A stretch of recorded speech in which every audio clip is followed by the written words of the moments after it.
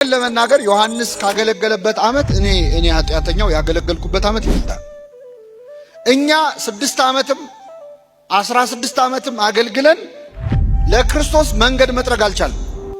እንደውም መንገድ እየዘጋን በጣም አስቸገረ። እኛ ራሱ ጠራጊ ያስፈልገን። ዮሐንስ ግን ስንት ወር ነው ያገለገለው? 6 ወር። በ6 ወር አገልግሎቱ ለጌታ መንገድ መጥረግ የቻለ አገልጋይ ነው።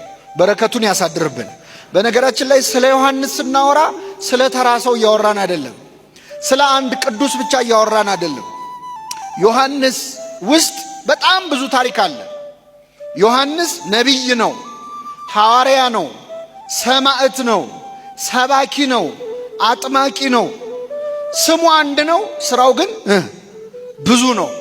በጣም አስገራሚ ነው።